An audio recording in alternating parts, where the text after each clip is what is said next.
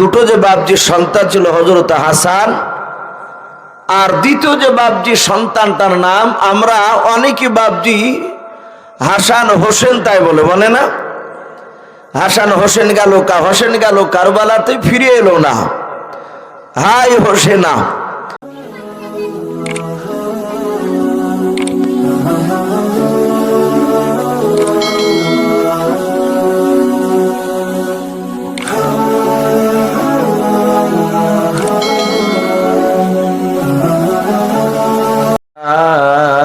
রহমাতাল লিল আলামিন। وقال الله تبارك وتعالى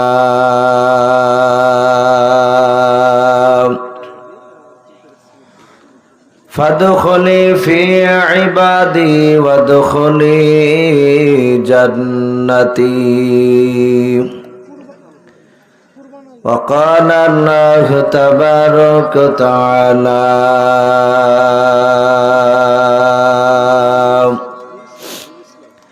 وعن أبي هريرة قال النبي صلى الله تعالى عليه وسلم إن الله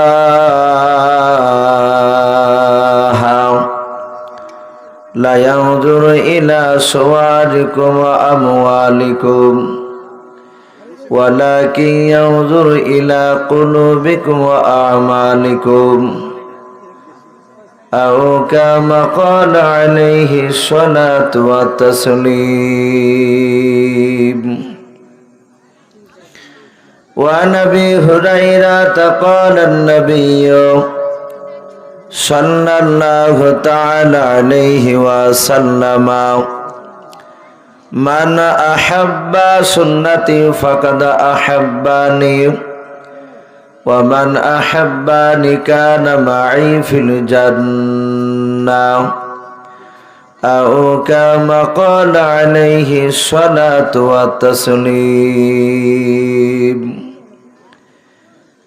إن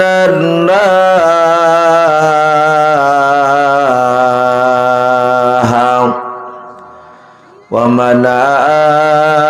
وملائكته يصلون على النبي يا أيها الذين آمنوا صلوا عليه وسلموا تسليما. محبت সবাই দুরূদ ইব্রাহিম পড়ুন। আল্লাহুম্মা সাল্লি আলা মুহাম্মাদিন ওয়া আলা আলি মুহাম্মাদ كما صليت على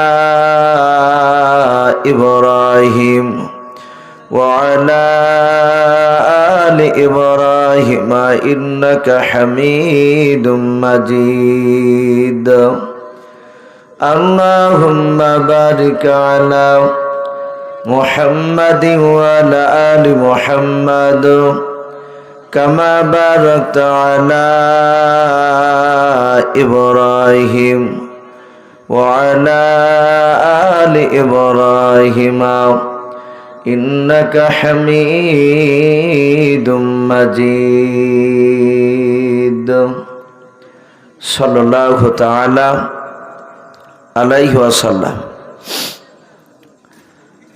জগতে করে নবীর ঘরে অগা আম্মা বিটিতে অগা আম্মা বিটিতে কাহার আগে কে যাবে সেই খোদার জান্নাতে।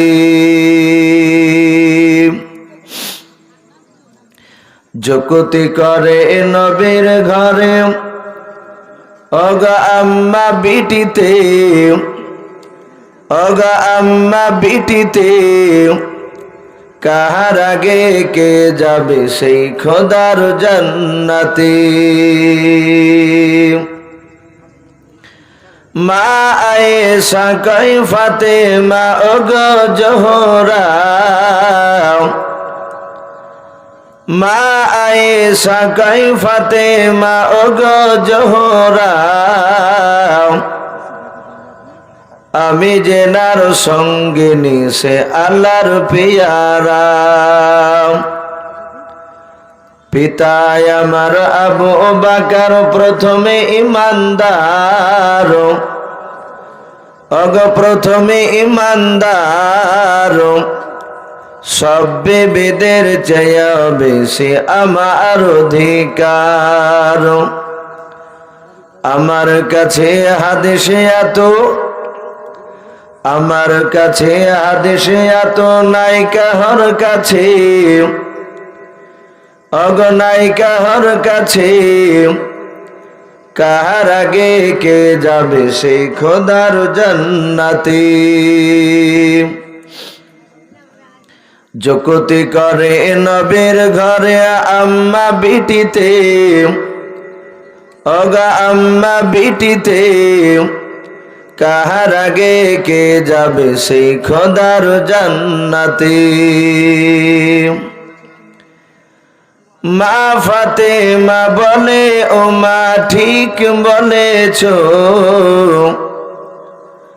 মা ফাতেমা বলে ও মা ঠিক বলেছো। এত কথার মাঝেও তুমি আসল ভুলেছো। তোমার কাছে হাদিসে আছে, আছে বিফল গরু, নাই যে তোমার আছে আমার নবীর দেহের খুন। কেমন স্বামীর খুনকে তুমি রাখবে পিছেতে, রাখবে পিছেতে। তোমার আগে জান্নাত যাব আব্বাজান নবী বলেন যে। যুক্তি করে নবীর ঘরে আম্মা বিটিতে, আম্মা বিটিতে। কাহার আগে কে যাবে সেই খোদার জান্নাতে। ভাই আমরা সবাই আর একবার মহব্বতে দুরূদ ইব্রাহিমটা পড়ে নি। আল্লাহুম্মা সাল্লি আলা মুহাম্মাদি ওয়া আলা আলি মুহাম্মাদ কামা সাল্লাইতা আলা ইব্রাহিম ওয়া আলা আলি ইব্রাহিম ইন্নাকা হামিদুম মাজিদ। আল্লাহুম্মা বারিক আলা মুহাম্মাদি ওয়া আলা আলি মুহাম্মাদ কামা বারাকতা আলা ইব্রাহিম وعلى آل إبراهيم إنك حميد مجيد صلى الله تعالى عليه وسلم। শ্রদ্ধেয় জনাব, আজকের এই জালসার যোগ্যতম সভাপতি মহাশয় ও সম্মানিত আমন্ত্রিত উলামায়ে কেরাম ও আমার সম্মুখের শ্রদ্ধেয় বয়োজ্যেষ্ঠ বাবা জীবনেরা, আমার সমবয়স্ক সমজস্ব যুবক ভাইয়েরা, পর্দার আড়ালের মা বোনেরা, সকলকে জানাই আমার বুক ভরা ভালোবাসা সালাম। আসসালামু আলাইকুম ওয়া রাহমাতুল্লাহি ওয়া বারাকাতুহু। আলহামদুলিল্লাহ, সমস্ত প্রশংসা হামদ ও নাত সেই মহান রব্বুল আলামিনের জন্য, যে মহান রব্বুল আলামিন আমাদেরকে রাত্রি প্রায় 12:30 বাজে পার হতে চলল। এই যে আরামের বিছানাকে ত্যাগ করে মহান রব্বুল আলামিন তার দ্বীনি মজলিসে এতক্ষণ পর্যন্ত যে আমাদেরকে বসে রেখেছেন, আমরা যাই এসে বসে থাকতে পেরেছি, এটা বাবজি আমাদের বাহাদুরি নয়। বিশ্বনবী বলেছেন, আল্লাহ রাব্বুল আলামিন যাদেরকে ভালোবাসেন, মহান রব্বুল আলামিন তাদেরকে তার পবিত্র দ্বীনি মজলিসে নিয়ে এসে বসার তৌফিক দান করেন। বলুন আল্লাহুম্মা আমিন। তা ভাই, আমরা এখানে বসতে পেরেছি, তার মানে আল্লাহ আমাদেরকে ভালোবাসেন, তাই এখানে আমাদেরকে নিয়ে এসেছেন। তাই মহান রব্বুল আলামিনের দরবারে আমরা সকলে শুকরিয়া স্বরূপ আদায় করে বলুন আলহামদুলিল্লাহ। আমরা ভাই একটু আওয়াজ করে আল্লাহ রাব্বুল আলামিনের শুকরিয়া আদায় করে একটু জোরে বলুন আলহামদুলিল্লাহ। তারপরে পরে আপনার আমার নবী, যিনি ধর্মের গুরু, বিশ্ববরণ্য নেতা, নবী কুল শিরোমণি পয়গম্বর আজম, যিনি সাইয়্যিদুল মুরসালিন ও খাতামুন নবিয়্যিন, যিনি হাবিবে কিবরিয়া আশরাফুল আম্বিয়া, যিনি হায়াতুন নবী, জিন্দা নবী, শফিউল মুজনাবিন, রাহমাতুল লিল আলামিন, আকা কামলিওয়ালা জনাবি মোহাম্মদ রাসূলুল্লাহ সাল্লাল্লাহু তাআলা আলাইহি ওয়াসাল্লামের উপরে অগণিত দুরূদ ও সালাম বর্ষিত হোক, অর্পিত হোক। সকল বলুন আল্লাহুম্মা আমিন। মুআজ্জাজ সামিনে কেরাম, আপনারা যারা এতক্ষণ পর্যন্ত বাবজি বসে আছেন, আমি প্রায় জায়গাতে আমি কথাটা বলি যে ভাই, আমরা কমসে কম একটা নবীর সুন্নাতকে জিন্দা করি। আল্লাহ রাসূল বলেছেন, মান আহাব্বা সুন্নাতি ফাকাদ আহাব্বানি, যারা আমার সুন্নাতকে ভালোবাসলো, ফাকাদ আহাব্বানি, তারা আমাকেই ভালোবাসলো। এবং আমার সুন্নাতকে যারা ভালোবাসলো, তারা আমার সঙ্গে মহান রব্বুল আলামিনের নবী বলেছেন জান্নাতে থাকবে। বলুন সুবহানাল্লাহ। ভাই, আশা করি বুঝতে পেরেছেন। দুজন চারজন করে উঠতে লেগেছেন, একটু আসি শোনা আমার। ওই পেছনকার ভাইদেরকে বলছে, ভাই যখন বসে আছে, যারা আছি তারা হয়তো আশা করি এরকম নিয়ে বসে আছেন যে একটু শেষ দোয়া নিয়ে বাড়ি যাবেন ইনশাআল্লাহ। মাশাআল্লাহ। কিয়ামতের ময়দানে রাসূলের বাবজি যারা, সুন্নাতের উপর বাবজি যারা দুনিয়াতে বেশি আমল করবে, কোরআনের উপর যারা বেশি বাবজি আইনকে মানবে, তারাই কিয়ামতের ময়দানে জান্নাতে যাবে। আমি যে কথাটা বলেছি নবীর মহব্বতের কথা, আমরা সকলেই জানি সাহাবায়ে কেরাম রাদিয়াল্লাহু তাআলা আনহুম আজমাইন গণেরা, তারা সারা পৃথিবীর বাবজি মানুষদের মধ্যে থেকে বলা হয়েছে সর্বপ্রথম আল্লাহ রাব্বুল আলামিন তো এক নম্বরে দামি, তারপরে হচ্ছে বাবজি নবী রাসূল গণেরা। আরে নবী রাসূল গণের পরে বাবজি সাহাবায়ে কেরামরা দামি। বলুন আলহামদুলিল্লাহ। আরে সাহাবাদের মধ্যে থেকে বাবজি যিনি সবচেয়ে দামি সাহাবা, ওনার নাম কিতাবে এসেছে হযরতে আবু বকর সিদ্দিক রাদিয়াল্লাহু তাআলা আনহু। বলুন সুবহানাল্লাহ। উনি সব সাহাবার চেয়ে উনি দামি। তো নবীর সাহাবা, এক একটা সাহাবার বাবজি এক এক সময় এক এক রকমের তার মর্যাদা বিশ্ব নবী সাহাবাদের সামনে বাবজি আলোচনা করেছে। আমরা সকলেই জানি যে নবী আমার দুনিয়ার বুকে একজন সাহাবার নাম করেছিলেন, ওগো সাহাবায়ে কেরাম, আমার পরে যদি মহান রব্বুল আলামিন কাউকে নবী রাসূল করে যদি পাঠাতেন, আমার পূর্বেকার বক্তা হযরত মাওলানা মুফতি শাইখুল হাদিস আজাদুর রহমান সাম্মাদাজুল আলী, উনি বিশ্ব নবীর সম্পর্কে বেশ খুব গুরুত্বপূর্ণ কথা উনি আলোচনা করে গেলে উনি বলছিলেন, আমার রাসূল ও খাতামুন নবিয়্যিন, তিনি শেষ রাসূল। তো নবী আমার সাহাবাদের সামনে বলেছিলেন, ওগো সাহাবা, আমার পরে যদি আল্লাহ কাউকে নবী রাসূল যদি করতেন, কিন্তু নবী রাসূল আল্লাহ করবেন না, আল্লাহ পাঠাবেন না, আমি শেষ রাসূল, যদি পাঠাতেন তাহলে আমার সাহাবা ওমরে ফারুক রাদিয়াল্লাহু তাআলা আনহু, তিনি নবী রাসূল হওয়ার যোগ্য ছিলেন। বলুন সুবহানাল্লাহ। তাহলে এখানে বাবজি অনেক সাহাবা, তার মধ্যে থেকে হযরতে ওমরে ফারুকের নামটা করলেন। আর এক জায়গায় বাবজি সাহাবা নাম লিখেছে বিশ্ব নবীর মহব্বতের সাহাবা, যার ব্যাপারে লিখেছে হযরত জিবরিল আলাইহিস সালাম।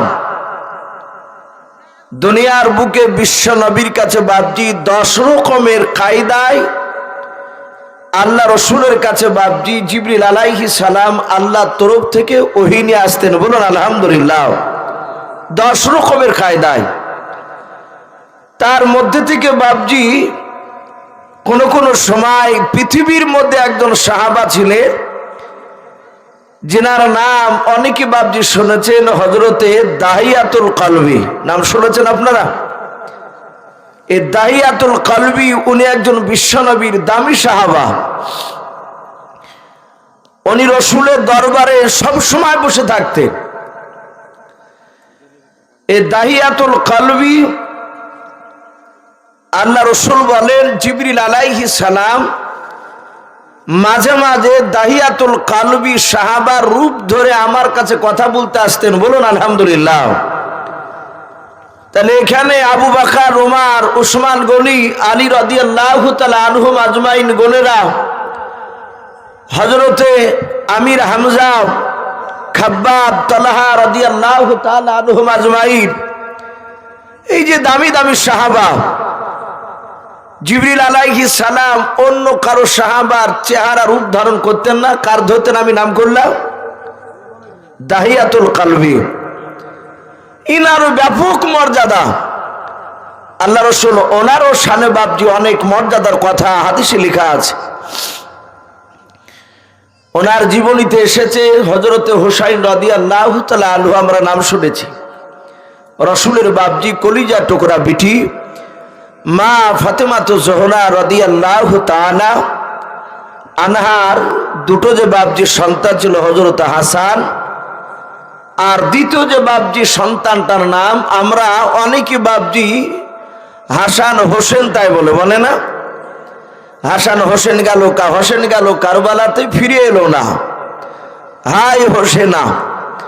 অনেকে দেখেন আপনার গানের গজলের সুরে বাপজি এটা বলে যে হোসেন গেল কারবালাতে,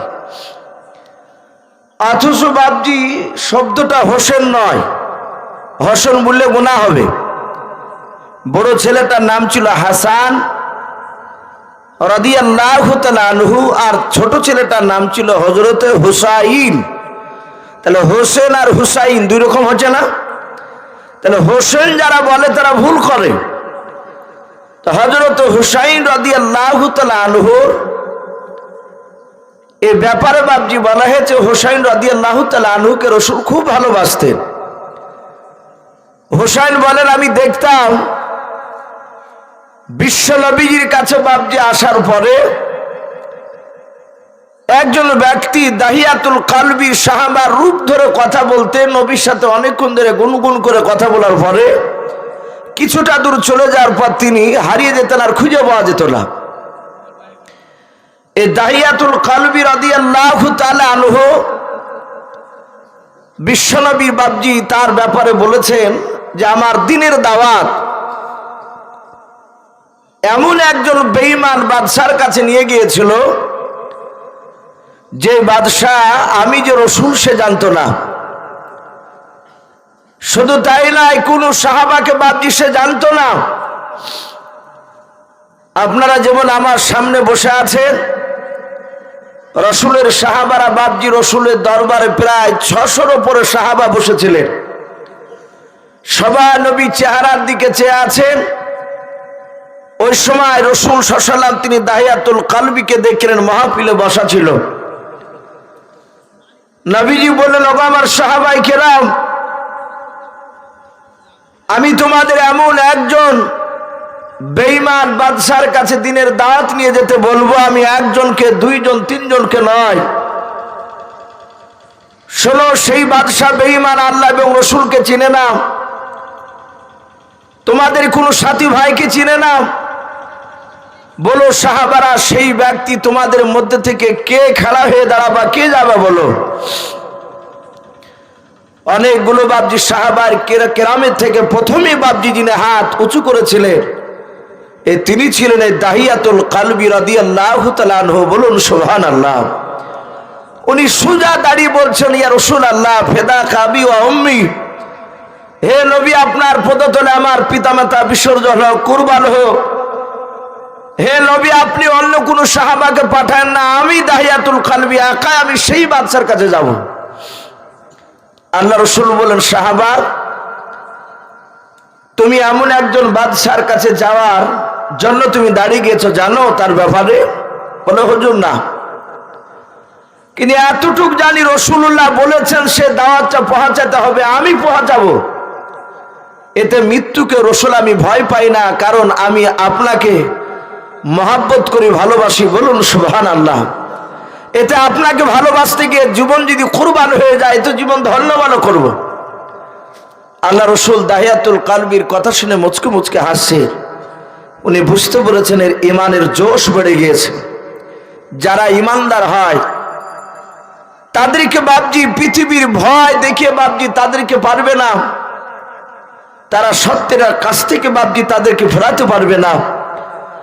আর ঈমানদাররা যত বিপদের কথা শুনবে তাদের ঈমান তাদের আরো মজবুত হবে। বলুন আলহামদুলিল্লাহ। এটা ঈমানদারের লক্ষণ। আমি গতকালকে কালীনগরে বাপজি ছিলাম, যে ফিলিস্তিনের বুকে বাপজি একজন মুফতি সাহেবকে জিজ্ঞাসা করছেন যে দেশের বাইরে যে আপনাদের এলাকা, দেশের বাইরে অনেক শক্তিশালী মুসলিম দেশ আছে, আপনারা তাদের কাছে সাহায্য চাচ্ছেন না কেন? উনি বলেছেন যে আমরা মৃত ব্যক্তির কাছে আমরা সাহায্য চাই না, এটা হচ্ছে শিরক গুনাহ। আমরা সাহায্য চাই আমার আল্লাহর কাছে। জোরে বলুন সুবহানাল্লাহ। আল্লাহ রাব্বুল আলামিন নিশ্চয় এর মধ্যে কোনো ভালাই রেখেছে। ঈমানদাররা ভয় পায় না, তারা আল্লাহর উপর বাপজি তারা তাওয়াক্কালতু আল্লাহ বলে তারা থাকিয়ে যায়। দাহিয়াতুল কালবি বলে, রাসূল চিন্তা করবেন না, আমি চলে যাব। আমার বিশ্ব নবী বলেন, ওগো সাহাবা, তার কাছে একটা চিঠি নিয়ে যেতে হবে। বলে, হুজুর আপনি চিঠি লিখে দেন। আমরা সকলেই জানি আমার বিশ্ব নবীকে মক্কা নগরে গোটা আরবের লোকেরা রসুলকে বাপজি উম্মি বলে ডাকতো। উম্মি মানে হচ্ছে বাপজি রসুল লেখাপড়া জানতেন না, তাই বলে আমার বিশ্ব নবীকে আনপার জাহেল মূর্খ এই কথা বলা যাবে? ভাই, নবীর সামনে এইরকম শব্দ ব্যবহার করা যাবে না।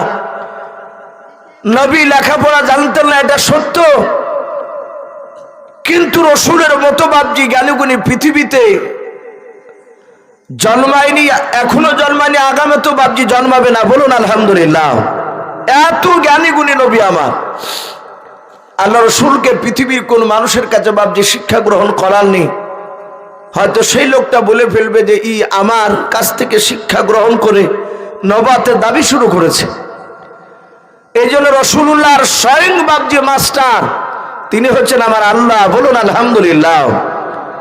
তো নবী লেখাপড়া জানতেন না, বিশ্ব নবীর কথাগুলো লিখতে নবী দরবারে 10 জন ব্যক্তি রাইসুল মুফাসসিরিন ছিলেন, তারা ওহী লিখতেন 10 জন ব্যক্তি। তার মধ্যে থেকে আব্দুল্লাহ বিন মাসউদ রাদিয়াল্লাহু তাআলা আনহু। নবী বলেন, ওগো সাহাবা আব্দুল্লাহ বিন মাসউদ, তুমি চিঠি লিখো, আমি যা বলবো আমার জবানি আর তোমার হচ্ছে লিখনি, তুমি লিখো আর আমি বলছি। বিশ্বনবী বললেন, দাহিয়াতুল কালবি দাঁড়িয়ে দাঁড়িয়ে দেখলেন আব্দুল্লাহ বিন মাসউদ রাদিয়াল্লাহু তাআলা আনহু তিনি লিখলেন। চিঠি লেখার পর রাসূলের হাতে বাপজি একটা আংটি ছিল, যে আংটিটার ব্যাপারে বাপজি হাদিসের কিতাবে পাওয়া যায় সোনার নয় চাঁদির আংটি ছিল। 4 আনা চাঁদির বাপজি একটা আংটি রাসূলুল্লাহ ব্যবহার করতেন। এর চাঁদির আংটিতে বাপজি রাসূলুল্লাহ লেখা ছিল লা ইলাহা ইল্লাল্লাহু মুহাম্মাদুর রাসূলুল্লাহ সাল্লাল্লাহু আলাইহি ওয়াসাল্লাম। কোন কোন মুফাসসির কেরাম লিখেছেন তার নিচে লেখা ছিল মুহাম্মদ বিন আব্দুল্লাহ, আব্দুল্লাহর সন্তান মুহাম্মদ সাল্লাল্লাহু আলাইহি ওয়াসাল্লাম। আমাদের অনেক বাপজি লোকের হাতে চাঁদি বাদ দিয়ে বাপজি দেখা যায় তামার কিছু আংটি ব্যবহার করে। অনেকে বালা দেয় যুবক ছেলেরা, যদি বলা হয় ভাই চাঁদায় তামার আংটি কেন দিয়েছো, বালা দিয়েছো কেন, তো বলে ভাই আমার শরীর খারাপ হলে তামার আংটিতে বোঝা যায়, বালাতে বোঝা যায়। বলে কি করে? বলে শরীর খারাপ হলে এই তামার আংটিগুলো ঝিকঝিক করবে না, একটু কালো টাইপের লাগবে। কিন্তু অনেকে দেখেছি বাপজি তারা আংটি খুলেনি, নামাজ পড়ে তারা বৃদ্ধ হয়ে গেছে, এই এক একটা আঙ্গুলে দুটি পর্যন্ত থাকে দেখা যায়। অনেক নামাজি কিন্তু চাঁদির 4 আনা আংটি বাদ দিয়ে, হ্যাঁ সোনার আংটির ব্যাপারে এতে বাপজি মুফতির কাছে জিজ্ঞাসা করবেন। মুসাফির হালাতে দেশ থেকে যখন বাইরে যাবেন তখন পরা যায় যাচ্ছে, বাদ বাকি বাড়িতে নয়। আপনি সোনার আংটি পরে লোককে দেখাবেন, এটা ঠিক নয়, এতে তাকাব্বুর অহংকার চলে আসবে। বাদ বাকি তামার আংটি যদি ব্যবহার করে নামাজ পড়েন আপনার নামাজই কবুল হবে না, অথচ অনেকেই গুরুত্ব দিই না আমরা। তো রাসূল ওই আংটিটা কালিতে ডুবিয়ে দিয়ে বাপজি ওই চিঠির নিচে স্টাম্প মেরে দিলেন। ওরা জানতো, যার কাছে চিঠি পৌঁছাতো জানতো যে এটা মুহাম্মদ সাল্লাল্লাহু আলাইহি ওয়াসাল্লামের তরফ থেকে এসেছে। আমার বিশ্ব নবী জনাবে মুহাম্মদ রাসূলুল্লাহ সাল্লাল্লাহু তাআলা আলাইহি ওয়াসাল্লাম নবী আমার ডাক দিয়ে বলে, লাগো দাহিয়াতুল কালবে সাহাবা, আমি চিঠিখানা সিল মেরে তোমার হাতে দিয়ে দিলাম। এই চিঠিটা তুমি ওই বাদশার কাছে তুমি নিয়ে যাবা। দাহিয়াতুল কালবে ডাক দিয়ে বলল, হুজুর বেয়াদবি হলে মাফ করবেন নবী গো, আপনি বলেছেন বেঈমান বাদশা আল্লাহকে চিনে না, আপনাকেও চিনে নাও। ও নবীজি, আমার কোন সাথী ভাইদেরকে চিনে নাও। আপনি তার নাম, তার দেশের নাম কিন্তু বলেন নাই। বুখারী শরীফে বাবা আল্লাহর নবী বলেছেন ওই বাদশার কয়েকটা জায়গা তার প্রশংসা করেছেন। আল্লাহর নবী বলেন, ওরে সাহাবা, যেই বাদশার আমি নাম করলাম ওই বাদশার বাড়ি হচ্ছে রোম দেশের সম্রাট, ওর নাম হিরাক্লিয়া, শুনে নাও। সে অত্যন্ত বুদ্ধিজীবী বাদশাহ। তার দরবারে কোনো ব্যক্তি যদি মিথ্যা কথা বলতে যায় ধরা পড়ে যায়, আর ধরা পড়ে গেলে মিথ্যা ব্যক্তির তার দরবারে সাজা হচ্ছে মৃত্যুদণ্ড। ওরে সাহাবা, দাহিয়াতুল কালবে তুমি হিকমতের সহিত কথা আলোচনা করবা, জোরে বলুন সুবহানাল্লাহ। এই দাহিয়াতুল কালবে, হিকমতের সহিত ওই বাদশার কাছে আলোচনা করবা। আমরা অনেকেই জানি না বাপজি হিকমতের সহিত কথা বলা। অনেক সময় দেখেন যুবক ছেলে এখন বর্তমান প্রায় মসজিদে বয়স্ক লোকের চেয়ে বাপজি যুবক ছেলেরা এখন নামাজি বেশি হয়েছে। একটা যুবক ছেলে নামাজ পড়তে গেলে তার আরো 5টা বন্ধুকে নামাজ পড়তে নিয়ে যায়, কিন্তু এরা হয়তো ধারাবাহিকভাবে হয়তো যুবকরা আর 10 বছর অনেকে নামাজ পড়ে না। খুব দেখা গেল 2-4 মাস খুব নামাজ পড়তে গেল, তারপর আবার দেখা যাচ্ছে ওই যুবকদের মধ্যে থেকে 2-1টা ছেলে দেখতে পাওয়া যাচ্ছে। আমাদের মুসল্লিরা কি করে, ডাক দিয়ে বলে, এই আব্দুল জব্বার, খুব নামাজ পড়তে যাচ্ছিলে, কই আর দেখতে পাওয়া যাচ্ছে না। তখন ওই ছেলেটা হয়তো বলবে যে আমার শারীরিক অবস্থা ভালো নাই চাচা, আমি যাইতে পারিনি, দেখুন একটা অজুহাত দেখাবে। তখন আমরা কি বলি, অনেক লোক এরকম বলে, হ্যাঁ ও আগেই জানতাম তুমি নামাজ পড়বা নাকি। এই যে কথাটা, এটি হিকমতের কথা নয়। আল্লাহ রসুলের প্রতিটা কথা হিকমতের সহিত ছিল, বলুন আলহামদুলিল্লাহ। আমার বিশ্ব নবীর ব্যবহার মানুষরা দেখতো, কিন্তু লোকেরা অনেকে রসুলের বিরুদ্ধে অপপ্রচার করেছিল। আমরা জানি অনেক বাপজি ইতিহাসে এরকম পাওয়া যায় যে মুসলমান আল্লাহ রসুল সাল্লাল্লাহু আলাইহি ওয়াসাল্লাম নবী মক্কা নগরে সে নাকি শুরুআতান প্রথমে তালোয়ার ভয় দেখে কলেমা প্রচার করেছে। অনেকেই বাপজি এরকম কথা বলে। এই কথাটা মক্কার আবু সেহেল, উদবা, সাইবারা তারা প্রতিটা মানুষের কাছে বাপজি প্রচার করেছিল, যাই বাঁচতে চাইলে পালিয়ে যাও। এতে অনেক মানুষ বাপজি যারা মুহাম্মদ সাল্লাল্লাহু আলাইহি ওয়াসাল্লামকে চিনে না, কিছু মানুষ আছে দেখেন কিছু মানুষের কথাতে লেচে বেড়ায়। ওই কথাটা যদি ওকে বলে তো আর চিন্তা ভাবনাই করে না, বিনা চিন্তায় বাপজি ওই কথাটা বিশ্বাস করে নেয়। তো মক্কার বেশিরভাগ বেঈমানরা তারা আবু জেহেলদের কথাকে বিশ্বাস করত। তো বললো মুহাম্মদ সাল্লাল্লাহু আলাইহি ওয়াসাল্লামের কলেমা না পড়লে তলোয়ার দিয়ে জবাই করে ফেলছে তাকে, তার হাতে তলোয়ার আছে। এই কথা যখন বললো মক্কার বহু লোক পালাতে লাগলো, তার মধ্যে থেকে একটা বৃদ্ধা মেয়ে, মক্কার বুড়িমা বলা হয়েছে, ও তাড়াহুড়া করে পালানোর জন্য ওর যা টাকা ছিল কিছু কয়েকদিনকার খাবার পুটলাতে কাপড়ে ভরে বেঁধে পুটলার আকার করেছে। কিন্তু মেয়েটা বৃদ্ধা, সেই পুটলাটা বাবজি তুলতে ওর অসুবিধা হচ্ছে। ও কোন রকমে বাড়ির ভিতর থেকে আপনাদের এই যে রাস্তা দয়ানগর এইরকম রাস্তা ধারে নিয়ে দাঁড়িয়ে আছে, কোনো যুবক ছেলে আসলে তাকে পুটলাটা তুলে দিয়ে ও পালিয়ে দেবো ওর সাথে। আর ওই সময় সারা পৃথিবীর শ্রেষ্ঠ রসুল যাচ্ছে। বুড়িমা ডাক দিয়ে বলল, ওগো বাবা, কথা বলার বেশি সময় নাই, তুমি তাড়াতাড়ি করে আমার এই পুটলাটা বাপ আমার অমুক জায়গায় পৌঁছে দাও। আল্লাহ রসুল কোনো কথা বললেন না। বলে বুড়িমা পুটলি বহাতে হবে? বলে হ্যাঁ। রসুল পুটলাটা মাথায় করে নিয়ে বুড়িমাকে বলছে, বুড়িমা তুমি আগে আগে চলো, আমি তোমার পেছন পেছন যাব। বুড়িমা বলে, না বাবা তুমি আগে আগে চলো। আল্লাহ রসুল বলেন, বুড়িমা আপনি যেরকম জোরে যাবেন সেভাবে আমিও হেঁটে হেঁটে আপনার সাথে যাব। বুড়িমা বিশ্ব নবীকে নিয়ে চলতে লাগলেন। আল্লাহর নবীজি বাপজি দেখলেন বুড়িমা বেশ কিছুটা যাওয়ার পর ডাক দিয়ে বলে, বাবা আমার শরীর ক্লান্ত হয়ে গিয়েছে। বুড়িমা ডান দিকে বাম দিকে সামনে পেছন দিকে বাপজি ঘুরে ঘুরে তাকায়।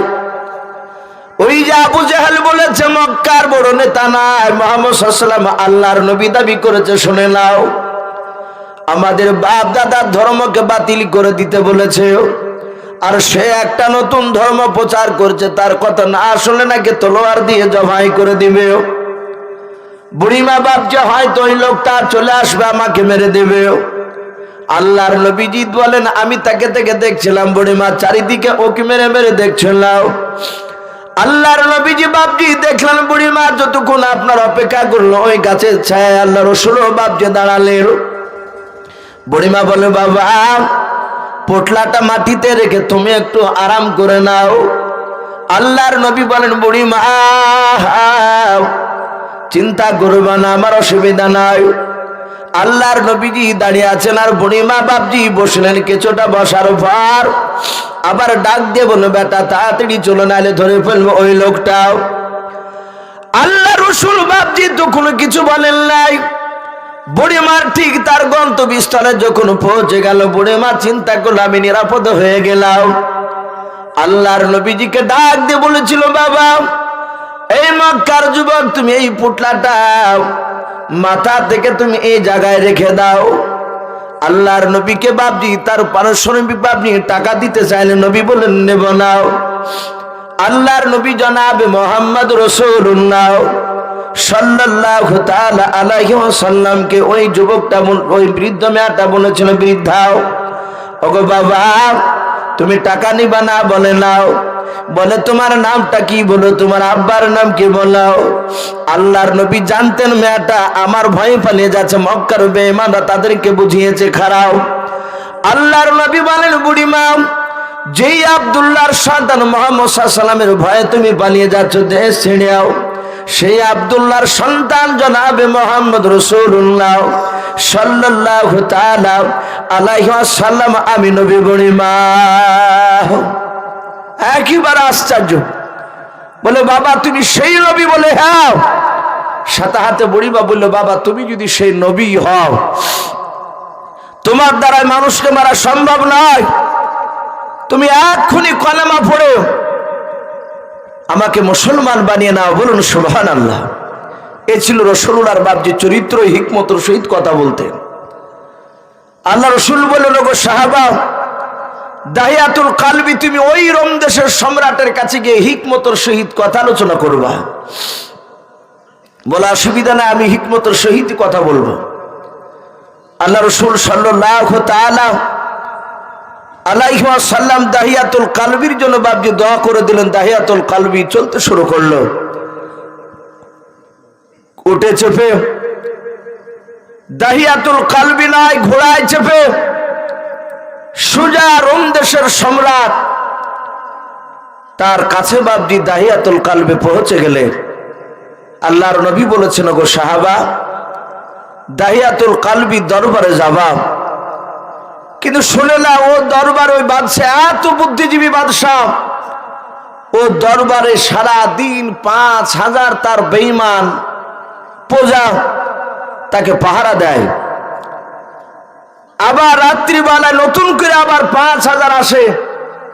এভাবে রাত দিন 24 ঘন্টা 5000 করে তার প্রজারা তাকে নিয়ে বসে থাকে, তার সাথে পরামর্শ করে।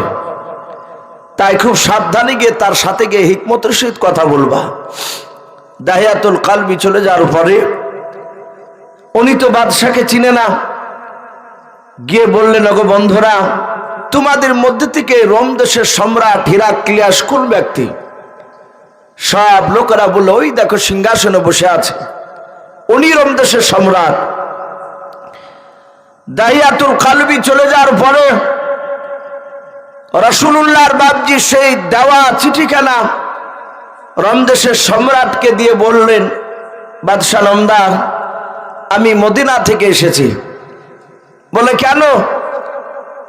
বলে, আমি আপনার কাছে কলমার দাওয়াত নিয়ে এসেছি, এতে কলমার দাওয়াত নসিহত সব কিছু লেখা আছে। রোম দেশের সম্রাট চিঠিখানা নিয়ে খুলে দেখলো, তাতে লেখা আছে আল্লাহর নবী জনাবে মুহাম্মদ রাসূলুল্লাহ সাল্লাল্লাহু আলাইহি ওয়াসাল্লাম। নবীজি এক আল্লাহকে মানতে বলেছে, নবীকে রাসূল বলে মানতে বলেছে। নবীর উপর ঈমান না আনলে সেই ব্যক্তি মুসলিম হতে পারবে না, আল্লাহর প্রকৃতি বান্দা হতে পারবে না। রোম দেশের সম্রাট ডাক দিয়ে বলল, ভাই, আচ্ছা বলো, তুমি যেই নবীর বার্তা কথা নিয়ে এসেছো, আমার দরবারে চিঠি নিয়ে এসেছো, ওই ব্যক্তির একটু চরিত্র ব্যাপারে একটু খুলে বলো তো, তার ব্যবহার আখলাক চরিত্র কেমন, একটু আলোচনা করো। দাহিয়াতুল কালবি বললেন, বাদশাহ নামদার, আমি সেই নবীর কথা আলোচনা করব। বলে, হ্যাঁ, আমরা সকলেই বাপজি শুনেছি আল্লাহ রসুলকে বাপজি মক্কা নগরে রসুল জন্ম নেওয়ার পরে, যে আমার পূর্বেকার বক্তা বলছিলেন যে নবী দুনিয়াতে মক্কা নগরে রবিউল আউয়াল মাসের 12 তারিখে আসার পরে মক্কার লোকেরা রসুলকে বাপজি থাকতে দেয়নি, মক্কা থেকে তাড়িয়ে দিয়েছিল। রসুলকে মক্কা থেকে তাড়িয়ে দিয়েও তারা ক্ষান্ত হয়নি, তারা শান্তি পায়নি। মক্কার বেঈমানেরা তারা এক নয় দুই নয় প্রায় মোটামুটি মাস 2 হয়েছে রাসূলুল্লাহকে মক্কা থেকে তাড়িয়ে দেওয়া। মক্কার আবু জেহেল, উতবা, সাইবারা এরা মিটিং ডাকার পর আবু জেহেল বলল, বন্ধুরা শুনে নাও, আমাদের দেশের দুশমন মুহাম্মদ সাল্লাল্লাহু আলাইহি ওয়াসাল্লাম সে মক্কা থেকে যাওয়ার পর মদিনাতে গিয়ে আবার দ্বীনের দাওয়াত শুরু করেছে, ওখানেও কলেমার দাওয়াত দিচ্ছে। কেউ কি আছো মক্কা নগর থেকে ছদ্মবেশ ধরে, যেন মদিনাতে পৌঁছাবা মুহাম্মদ সাল্লাল্লাহু আলাইহি ওয়াসাল্লাম জানতে না পারে যে ইনি মক্কার আবু জেহেলের লোক, মুহাম্মদ সাল্লাল্লাহু আলাইহি ওয়াসাল্লামকে মারতে এসেছে, ও যেন জানতে না পারে। বলো, কে পারবা বলো? মক্কার কাফেরের মধ্যে থেকে বাপজি একটা কাফের, তার নাম কেতাবে এসেছে উমাইর। আমরা নাম শুনেছি উমার ফারুক রাদিয়াল্লাহু তাআলা আনহু, শুনেন নাই? এই উমার ফারুক ইনি নয়, এই উমাইর উনি আর একজন বেঈমান, সে তখন রাসূলকে মানেনি।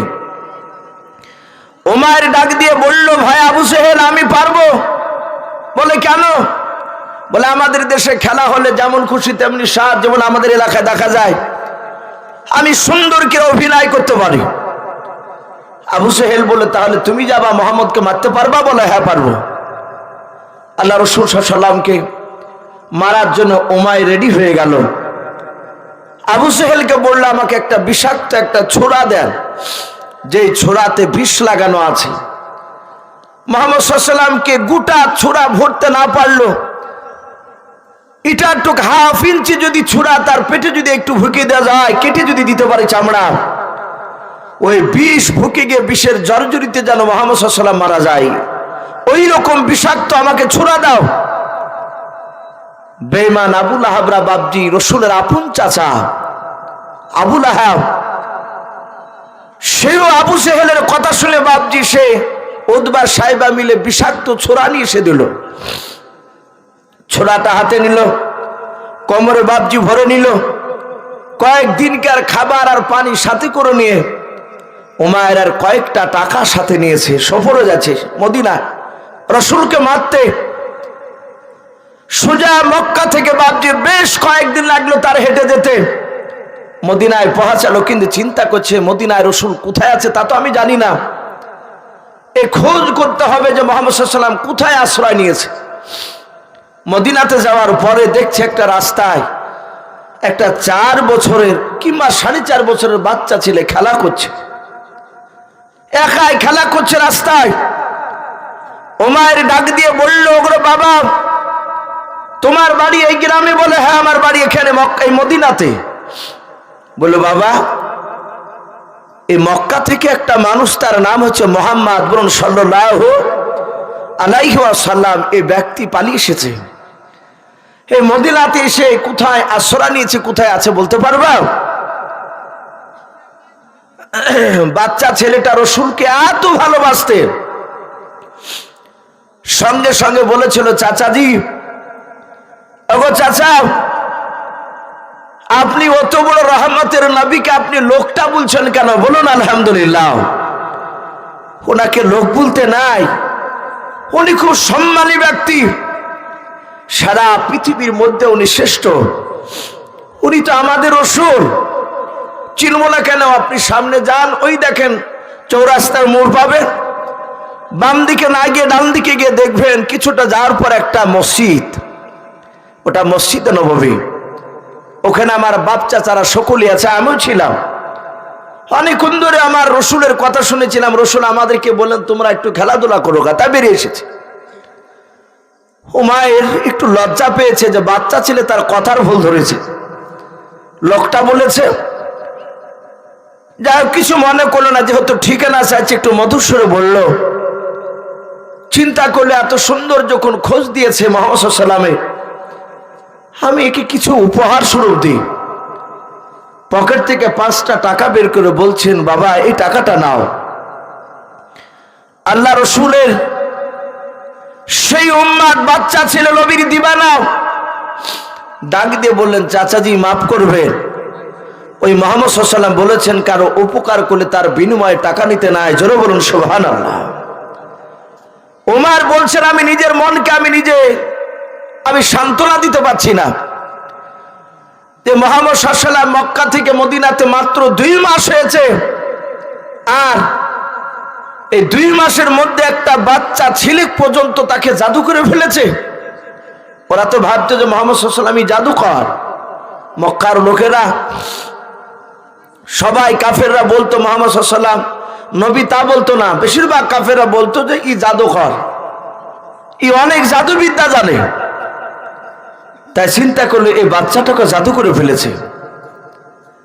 সোজা চিন্তা করছে উমায়ের যে আমি গিয়ে যদি ডাইরেক্ট মুহাম্মদ সাল্লাল্লাহু আলাইহি ওয়াসাল্লামের কাছে যাই, আর তার সাথীরা যদি থাকে তাহলে কম করে ছাড়বে না, আমাকে মারবে।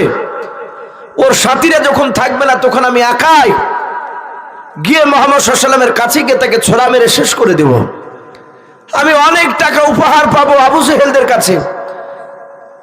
উমায়ের গুটি গুটি পায়ে গিয়ে মসজিদে নববীর দরজার দিকে না গিয়ে একবার বাপজি মসজিদের পেছন দিকে বাপজি দরজার পাঁচিলের দিকে দাঁড়িয়ে, তখনকার পাঁচিল তো বাপজি এখনকার মতো সিমেন্ট দিয়ে ছিল না, খাজুরের পাতার বেড়া ছিল। বলুন আলহামদুলিল্লাহ। খাজুরের ডাল দিয়ে ঘেরা আছে প্রথম সময়। উমায়ের খাজুরের বাবা পাতাগুলো ফাঁক করে আল্লাহ রাসূলকে দেখছেন, নবী একা আছে না, নবীর সাথী ভাইয়েরা আছে।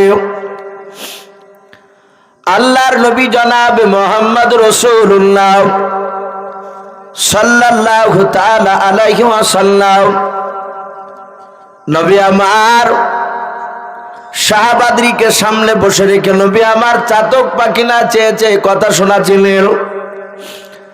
আল্লাহ রাসূলের সাহাবারা নবীকে এত ভালোবাসতেন বাবা, যতক্ষণ পর্যন্ত নবীর সাহাবারা নবীর সামনে বসে থাকতেন বাবা, এদিক ওদিক সাহাবারা পাজাল ফেলতেন না। হাদিস শরীফে পাওয়া যায় আল্লাহর নবীজি বলেন, আমি ওমরকে দেখেছি আমার উপরে ঈমান আনার পর থেকে নিয়েও কয়েক মাস ওমর যখন আমার দরবারে বসে বসে কথাগুলো শুনতো, আল্লাহর নবী বলেন আমি ওমরের দিকে তাকাতাম আর অন্য সাথী ভাইদের দিকে আমি তাকাতাম। আমার বিশ্ব নবীর বাপজি সাহাবা ওমর আল্লাহর নবীজির দিকে বাপজি ফেল ফেল করে আপনারা চেয়ে নবীর সাহাবার চোখ দিয়ে ঠোপে ঠোপে পানি পড়তো। আল্লাহর নবী মাঝে মাঝে বলতেন, ওরে আমার ওমর সাহাবা, তুমি অমন করে কেন আমার দিকে তাকাও বলো? ওরে সাহাবা ওমর, তুমি আমার দিকে চেয়ে চেয়ে কেন কান্না করে বলো? ওমর সাহাবা হাত ওখানা জোর করে কাঁদতেন আর বলতেন, নবী গো, এই চোখ দিয়ে আমি আপনাকে প্রথমে চিনতে পেরেছিলাম না, বলুন সুবহানাল্লাহ। ও নবীজি, আমি এই চোখ দিয়ে আপনাকে দেখে আমি তলোয়ার নিয়ে তেড়ে এসেছিলাম আপনাকে জবাই করার জন্য। নবী গো, আপনি এত বড় দামি নবী, আমি ঈমান আনার পর থেকে রাসূল যতক্ষণ আপনার দরবারে থাকি শুধু আমি আপনার চেহারার দিকে চেয়ে থাকি। আল্লাহর নবীজির সাহাবারা সকলেই বাপজি নবীর চেহারার দিকে বাপজি চেয়ে চেয়ে দেখতেন। আমার নবী ও সাহাবাদের বাপজি চেহারার দিকে চেয়ে চেয়ে চেহারাগুলো দেখতেন। নবী আমার বিশ্ব নবীজি বাপজি বক্তব্য রাখছেন আর এইদিকে ওমর বাপজি বিষাক্ত আপনার ছোরাখানা নিয়েও আল্লাহ রসুলকে বাপজি দেখছেন। নবী একা আছে না, তার সাথে ভাইদেরকে নিয়ে আছে।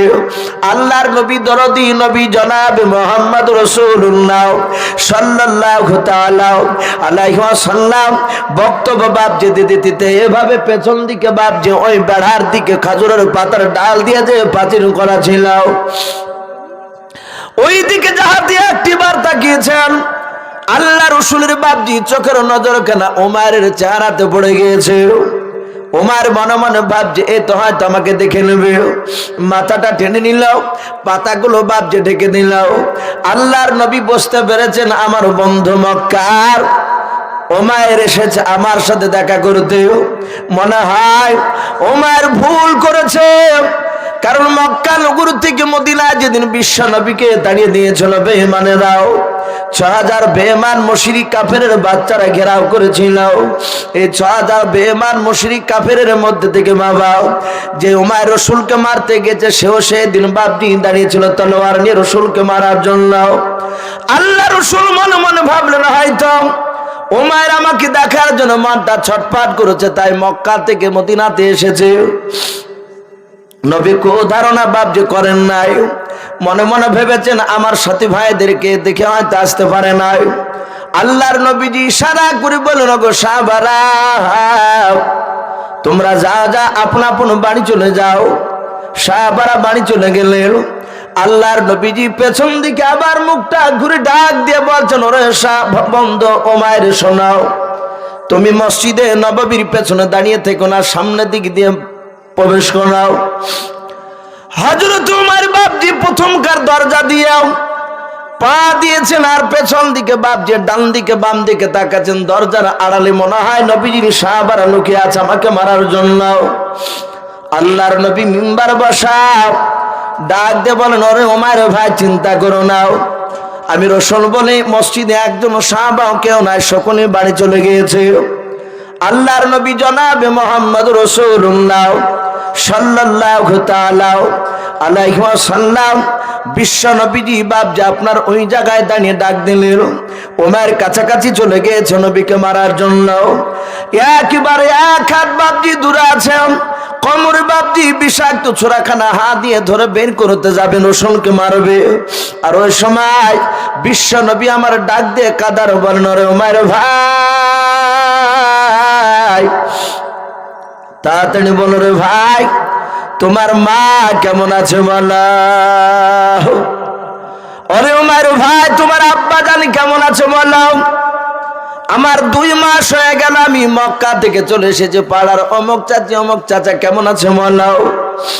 ওমর বাপ যে ছোরাটা বার করতে গেল বার করলো নাও, নিজের বাপ মার কথা জিজ্ঞাসা করেছে। ওমরের দিনটা বাপজি পাথর ছিল, সাথে হাতে বাপজি মমের মতো নরম হয়ে গেল। হযরত ওমর বাপজি চোখ দিয়ে পানি গড়ে যায়।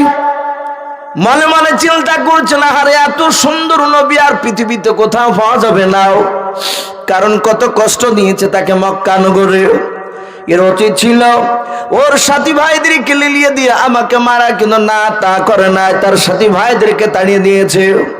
তার সাথে আমার আব্বা মার খবর নিচ্ছে, প্রতিবেশীর খবর নিচ্ছে, সাথে ওমর রসুলের হাত দুকারাদুরি বলেছিল, আল্লাহর নবী শুনে না, আমি আপনার কাছে ছোরা নিয়ে এসেছিলাম আপনাকে মারার জন্য। ও আল্লাহর নবীজি, আপনি আমাকে মাফ করে দিয়ে আপনার কলেমা পড়ে মুসলমান বানিয়ে আনেন। জোরে বলুন সুবহানাল্লাহ। দাহিয়াতুল কালবি, এই ঘটনাটা সেই বাদশাহ রমদেশের সম্রাট হিরাক্লিয়াসের কাছে আলোচনা করেন। এইরকম ভাবে চারখানা ঘটনা, চারটা ঘটনা শোনালেন। বিশ্ব নবীজির কথা শোনার পর বললো, তাই নাকি? বলে হ্যাঁ। বলে ভাই, তাহলে তোমাদের নবী মুহাম্মদ সাল্লাল্লাহু আলাইহি ওয়াসাল্লাম খুব ভালো মানুষ? বলে হ্যাঁ। বলে আচ্ছা ভাই বলো, মুহাম্মদ সাল্লাল্লাহু আলাইহি ওয়াসাল্লাম জন্ম নিয়েছে কোন দেশে? রমদেশের সম্রাট জিজ্ঞাসা করেছে। আর রাসূলুল্লাহর সাহাবা দাহিয়াতুল কালবি বললেন, উনি জন্ম নিয়েছে মক্কা নগরে। বলে দাহিয়াতুল কালবি, এই তুমি কোথা থেকে এসেছো এখানে? এতে চিঠিতে লেখা আছে তুমি মদিনা থেকে আসছো, তোমার নবীও নাকি মদিনাতে আছে? বলে হ্যাঁ। তো চিন্তা করলো যে মদিনাতে আছে আর মক্কাতে জন্ম নিয়েছে। রমদেশের সম্রাট বলল, তোমাদের নবী মদিনায় কেন? বলো মক্কা নগরা রাসূলকে থাকতে দেয় নাই, নবীকে তাড়িয়ে দিয়েছে, আল্লাহর হুকুমে উনি চলে গিয়েছে। রমদেশের সম্রাট দেখলো এটা একটা সুযোগ, ডাক দিয়ে বললে, আমার প্রজারা এ দাহিয়াতুল কালবিকে ধরে বেঁধে রাখ। তাকে বেঁধে রাখা হলো। তারপরে বলল, ভাই 10টা আমার প্রজা সোজা এক্ষুনি চলে যাও, রমদেশের বাজারে গিয়ে প্রচার করো, দেখো মক্কার কোনো মানুষ এ রমদেশে ব্যবসা করতে এসেছে কিনা। যদি আসে তাহলে সেই লোকগুলোকে তুমি আমার দরবারে ধরে নিয়ে এসো। সম্মানিত ভাইরা আমার, বাবা জীবনেরা, মক্কার লোকেরা কে আছো বলো? রমদেশের সম্রাটের বাপজি কয়েকটা লোক গিয়ে প্রচার করলো। সেখানে কেতাবে লেখা আছে আবু সুফিয়ান মক্কা নগরের একজন কাফেরের বড় নেতা। আবু সুফিয়ান 10টা লোক নিয়ে বাপজি সেখানে ব্যবসা করতে গিয়েছিল। সে ডাক দিয়ে বলেছিল, ভাই আমি একাই না, আমার সাথে আরো 10টা, কেউ বলেছে 9টা, আবু সুফিয়ানকে দিয়ে 10টা লোক। বলে আমরা মক্কা থেকে এসেছি রমদেশে ব্যবসা করতে, ব্যাপারটা কি বলো তো? বলে এক্ষুনি চলো, আমাদের দেশের বাদশাহ তোমাদের সাথে কি যেন কথা আলোচনা করবে। আবু সুফিয়ান চলে আসলো তার দলবলকে নিয়ে। যখনই রমদেশের সম্রাট বাদশাহ দরবারে পৌঁছালো, তাকে দেখছে দাহিয়াতুল কালবির হাত পা বাঁধা, তিনি দাঁড়িয়ে আছে। আবু সুফিয়ান চিনতে পেরেছে। আবু সুফিয়ান চিন্তা করছে, বেটা তুই এত দূর এসেছিস? আবু সুফিয়ানকে দেখে মক্কার নয় রমদেশের সম্রাট বলল, ভাই তোমার বাড়ি কোথায়? বলে আমার বাড়ি মক্কা নগরে। বলে আর যে সাথীরা আছে ওরা, ওদের বাড়ি? বলে ওদেরও বাড়ি মক্কায়। এরা সব আমরা ব্যবসা করতে এসেছি। বললো ভাই এই লোকটাকে চিনো? বলে চিনি। বলে লোকটার নাম কি? বলে দাহিয়াতুল কালবি। বলে আবু সুফিয়ান এই লোকটার নেতাকে চিনো, এর নবীকে? বলে সব চিনি। ওর নেতা কোথায় জন্ম নিয়েছে, কোথায় মানুষ হয়েছে, এগুলো সব আমি বলতে পারবো। হিরাক্লিয়াস সম্রাট চিন্তা করলো, খেলা এবারই তো জমবে। বলে আবু সুফিয়ান তাহলে বলো, এই যে লোকটা কলেমার দাওয়াত নিয়ে এসেছে, তার নবীর প্রশংসা করেছে, তার নবীর চরিত্র ভালোই কথা বলেছে, আচ্ছা তার চরিত্র ব্যাপারে একটু কথাটা খুলে বলো তো দেখি, তোমার কথাগুলো এর কথার সাথে মিলে কিনা। আবু সুফিয়ান চিন্তা করলে, আমি এমন কথা বলবো যে কথাটা সত্য হবে, মিথ্যা মনে হবে, কিন্তু কথাটা আমি সত্য বলবো, কিন্তু ওদের কথাটা শুনে মনে হবে যে মিথ্যা। আর মিথ্যা প্রমাণ করতে পারলে এই দাহিয়াতুল কালবিকে জবাই করে দিবে, তার নবীকে আসতে দিবে না। 5,000 লোক বাপজি সেখানে বসে আছে। আবু সুফিয়ান ডাক দিয়ে বলল, ভাই শুনে নাও, আল্লাহর নবী জনাবে মোহাম্মদ রাসূলুল্লাহ সাল্লাল্লাহু আলাইহি ওয়াসাল্লাম মক্কা নগরে থাকা অবস্থায় উম্মে হানির বাড়িতে রাত্রিবেলা শুয়েছিল। পুরা বাপজি মেরাজের যে ঘটনা আপনারা শুনেছেন সেই ঘটনা আলোচনা শুরু করলো। মেরাজের ঘটনা যখন বাপজি আলোচনা যখন করতে লাগলো, মসজিদে হারাম থেকে বাইতুল মুকাদ্দাস গিয়েছে, ওখানে বুরাকটা বেঁধে রেখে 70 পাক আসমান পাড়ি দিয়ে আল্লাহর সাথে দেখা করেছে। অনেক লম্বা ঘটনা আছে, মেরাজের পুরা ঘটনা শোনালো। শোনানোর পরে ডাক দিয়ে বলছে রম দেশের সম্রাট দাহিয়াতুল কালবিকে, এই বন্ধু, এই যে আবু সুফিয়ান যে কথাটা শোনালো, তোমাদের নবী কি এগুলো সত্য গিয়েছিল? বলে হ্যাঁ। আবু সুফিয়ান যে কথাগুলো বলল চুল পরিমাণ মিথ্যা কথা বলে নাই, বুঝতে পারলে? যখন এই কথা বলেছে আবু সুফিয়ান মুচকি মুচকি হাসছে যে দেখেন, এক রাত্রিতে এতটা রাস্তা যাওয়া কি সম্ভব? এ যারা মিথ্যাবাদী তারা কথাগুলো বিশ্বাস করেছে, আমরা সত্যবাদী মক্কার আমরা মানি নাই। যাহাতে এই কথা বলল, হেরাক্লিয়াসের চোখ দুটো লাল হয়ে গিয়েছে। বলে আমার কোতোয়াল, এই জল্লাদ তাড়াতাড়ি এসে এই দাহিয়াতুল কালবিকে জবাই করে দাও। আর আবু সুফিয়ান হাত তালিম আছে তার দল নিয়ে যে উপযুক্ত বিচার হচ্ছে। কারণ আবু সুফিয়ানের দুশমন আমার বিশ্বনবী তার সাহাবারা, এ মারলে ওরা আনন্দ পায়। যাহাতে বাপজি মারতে যাবার ওই সময় হেরাক্লিয়াসের 5,000 শ্রোতার মধ্যে থেকে তার যে প্রজা থাকতো সবসময় দিনের বেলা রাতের বেলায়, তো 5,000 প্রজার মধ্যে থেকে একটা বৃদ্ধ লোক পেছন দিকে বসা ছিল। ডাক দিয়ে বলছেন, গো বাদশাহ নামদার, আপনি এই দাহিয়াতুল কালবিকে মারবেন না। রোম দেশের সম্রাট এইভাবে পেছন দিকে বাপজি ঘোরার পর ডাক দিয়ে বলেছিল, ও ভাই তুমি কি করে জানতে পারেন? বলাও, এই তুমি কেন এই লোকটাকে মারতে বারণ করেছো? বলাও। ওই বৃদ্ধ লোকটা ডাক দিয়ে বলেছিল, গো রোম দেশের সম্রাট শুনে নাও, আবু সুফিয়ান যে মেরাজের ঘটনা বলেছে, বলে হ্যাঁ, এই ঘটনা বায়তুল মুকাদ্দাসে যাওয়া এটা বারাহাক সত্য ঘটনা। জোরে বলুন সুবহানাল্লাহ। ডাক দিয়ে বলেছিল, ভাই তুমি আমার প্রজা, আমার দেশে থাকো, কিন্তু নবীকে কি দেখেছো এর আগে? বলে দেখে নাই। বলো ওই ব্যক্তিকে কি তুমি চিনো? বলে না চিনি নাই। বলে তাহলে কেমন করে জানতে পারলাম মেরাজের ঘটনা সত্য? ডাক দিয়ে বলেছিল, ওগো বাদশাহ নামদার, আমি আপনার দরবারে থাকার এক নাই দুই নাই। ওগো বাদশাহ নামদার, আমি আপনার দরবারে আসার বেশ কয়েক মাস আপনি শুনে নেন আগে আমাকে নিয়ে এসেছিলেন। আজ থেকে নিয়ে কয়েক মাস আগে আপনার দরবারে আসার পূর্বে আমি ওই বায়তুল মুকাদ্দাসের আমি খাদিম ছিলাম। বলুন সুবহানাল্লাহ। বলি খাদিম ছিলাম? বলে হ্যাঁ, আমার বাড়ি বায়তুল মুকাদ্দাসে, এটা আপনি ভালো জানেন। বলে জানি। আমার সুনাম চারিদিকে ছড়ে গিয়েছিল, তাই আপনি মোটা টাকা দিয়ে কিনে নিয়ে এসেছেন আপনার দেশে আমাকে। বলে হ্যাঁ। ওগো বাদশাহ, ওই রজব মাসের 27 তারিখে যাবো সুফিয়ান, কথা আলোচনা করুন নাও।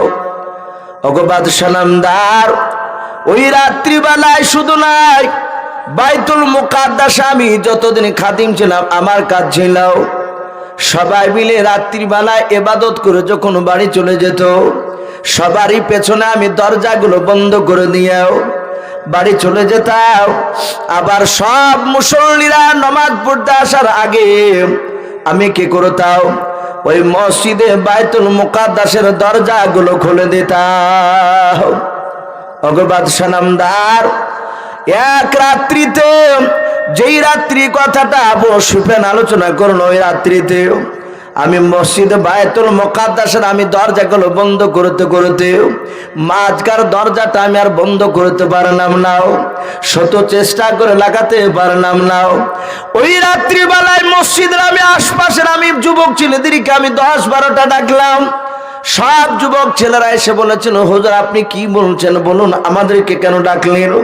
বলেছিলাম বাবা সব দরজা লেগে গিয়েছে কিন্তু এই দরজাটা লাগে নাই। ওরে আমার বাবা, সবাই মিলে ধাক্কা মেরে দরজাটা আমরা লেগে দিয়ে বাড়ি চলে যাব। ওগো বাদশা নামদার 10-12টা যুবক ছেলে আমিও সঙ্গে কি করলাম, দরজা হাত দিয়ে ধাক্কা মারতে লাগলাম। ওগো বাদশা এত জোরে ধাক্কা মারলাম মনে হয় দরজা না হয়ে যদি পৃথিবীর যদি কোনো একটা ছোটখাটো পাহাড় যদি হতো মনে হয় নড়ে যেত, কিন্তু দরজা চুল পরিমাণে হিলাতে পারলাম না। বলুন সুবহানাল্লাহ। ও বাদশা নামদার বেশ কয়েকটা যুবক বলেছিল, হুজুর এই দরজার লাগানো যাবে না, মনে হয় ছাদ নেমে গিয়েছে। ওগো বাদশা নামদার সকালবেলায় আমরা যন্ত্র নিয়ে এসে আমরা ছাদ কেটে আমরা কি করব, মসজিদ খানা দরজা ফিটিং করে নিয়ে যাব। রাত্রিবেলায় বাড়ি চলুন, আর লাগানো যাবে না। ওগো আমার বাদশা সবাই মিলে চলে গেলাম বাড়ি। আমার বিবির কাছে গিয়ে ঘটনাটা শোনালাম। আমার বিবি ছিল দিনদার নিয়ে আল্লাহ বলেছিল। আমার বিবি কথা শোনার পর ডাক দিয়ে বলেছিল, ওগো আমার প্রাণের স্বামী, আমার মনে হয় সারা পৃথিবীর মধ্যে সবচেয়ে যিনি মহাপুরুষ, যিনি আল্লাহওয়ালা মানুষ, আমার মনে হয় তিনি আজকে হয়তো আমাদের মসজিদে নামাজ পড়তে আসবেন। জোরে বলুন সুবহানাল্লাহ। ও বাদশা নামদার আমার বিবির কথা আমি অত গুরুত্ব দিলাম না। সকালবেলায় যখন আমি আসলাম দেখলাম যেভাবে দরজা খোলা ছিল ওইভাবে দরজাটা খোলা আছে, কিন্তু বাদশা দেখলাম ওই দরজার গোড়েতে একটা পাথর পড়েছিল, যে পাথরটা রাত্রিবেলায় ছিল না ওই দরজার গোড়েতে, কিন্তু সকালে দেখলাম পাথর পড়ে আছে। পাথরটা দেখলাম ছিদ্র করা, ফুটো করা। আমি দরজার নিচু দিকে আমি তাকিয়ে দেখলাম দরজার কাছে মনে হচ্ছিল কোনো একটা জানোয়ার ওই পাথরে বাঁধা ছিল, আর ওই জানোয়ারটা ওখানে ঘোরাফেরা করেছে, তার পায়ের ছাপ দেখতে পেয়েছিলাম। কিন্তু গো বাদশাহ কিসের ছাপ সেটা আমি চিনতে পারিনি। যে মানুষটা বাপজি জীবনে বাঘ দেখেনি, ও বইয়ে ছাপানো বাঘ দেখেনি, তাহলে তার পায়ের পাহাতি বাপজি পায়ের যে খোপা এগুলো দেখে আপনার কিছুই আপনার বুঝতে পারবে না যে এটি কিসের ছাপ হতে পারে। বোরাক তো বাপজি একমাত্র রাসূলুল্লাহ আর জিবরিল ছাড়া কেউ দেখে না দুনিয়া।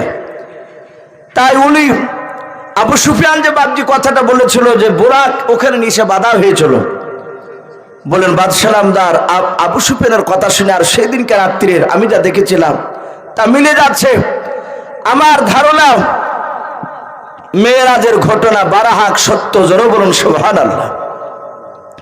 সম্মানিত ভাই আমার বাবা জীবনেরা, আবু সুফিয়ান মিথ্যা প্রমাণ করতে গিয়ে সত্য পরিণত হয়ে গেল কথাটা।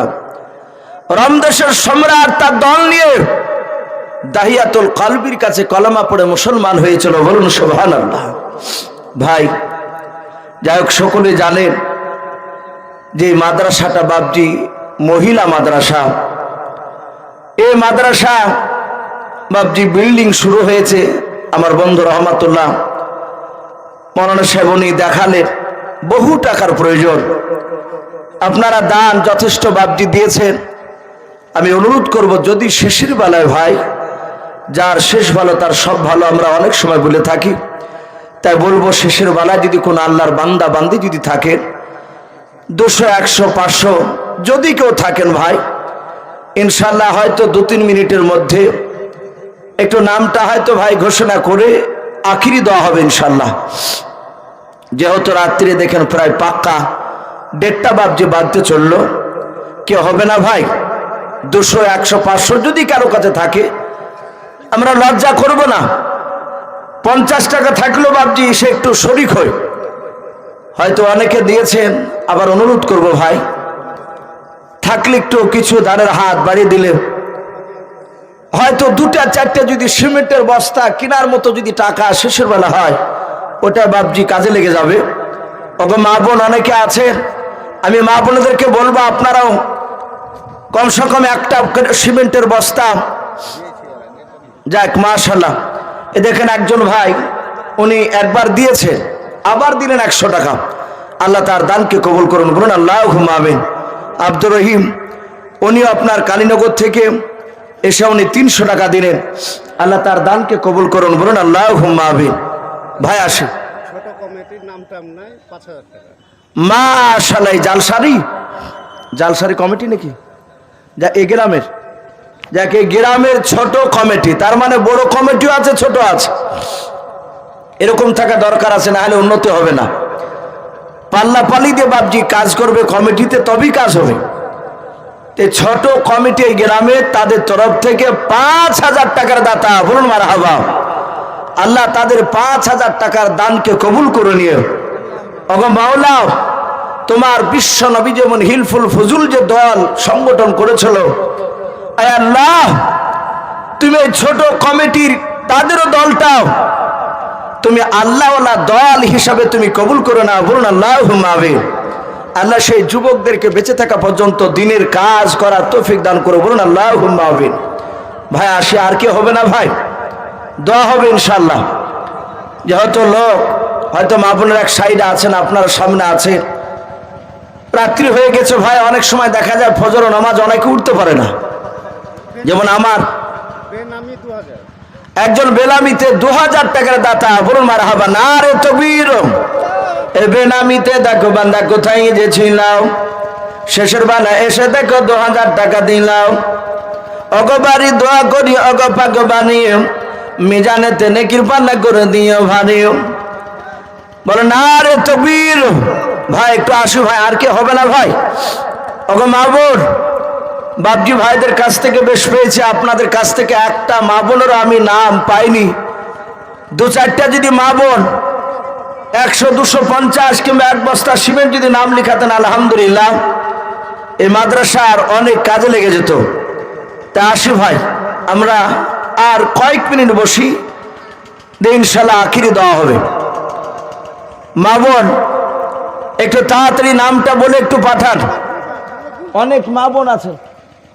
রব্বান শেখ বাগডাঙ্গা 5000 টাকা। মাশাআল্লাহ, বলেন আরে তাকবীর।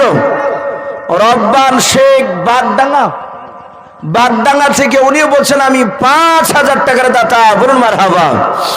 আল্লাহ তার 5000 টাকার দানকে কবুল করে নিয়ে আল্লাহ তুমি তার রুজি রোজগার বরকত দাও। আরো যে তোমার বেনামিতে বান্দা টাকা দান করেছে 200, 300, 100, আল্লাহ তুমি তাদেরও দানকে কবুল করে নিয়ে তাদের রুজি রোজগার বরকত দাও। তাদের আত্মীয় স্বজন খবর আযাবকে তুমি মাফ করে দাও। ওগো মাওলা, তোমার বিশ্ব নবী বলেছে যত রাত্রি হয় তত তোমার রহমতের দরজা খুলে যায়, আর রাত্রি শেষের দিকে তুমি নাকি মাওলা একেবারে প্রথম আসমান থেকে তুমি দেখতে পাও। তুমি তাকে থেকে দেখো। ওগো বান্দা, দেখো তোমার বান্দারা আরামের বিছানাকে ত্যাগ করে তোমার রসুলের মাদ্রাসায় জালসা হচ্ছে, সে জালসা তারা মহব্বতে শুনছে। মহল্লা এখানে যারা আছে বাপজি ভাই মা বোনেরা, ওগো মহল্লা তুমি তাদের সকলকে ইমানদার হিসাবে তুমি কবুল করে নাও, বলুন আল্লাহুম্মা আমিন। আল্লাহ যারা এখানে আছে আল্লাহ তুমি তাদেরকে 5 ওয়াক্ত নামাজ পড়ার তুমি তৌফিক করে দাও, বলুন আল্লাহুম্মা আমিন। আচ্ছা ভাই, আর কি হবে না ভাই? দিলবার হোসেন বাগডাঙ্গা 5000 টাকা। মাশাআল্লাহ।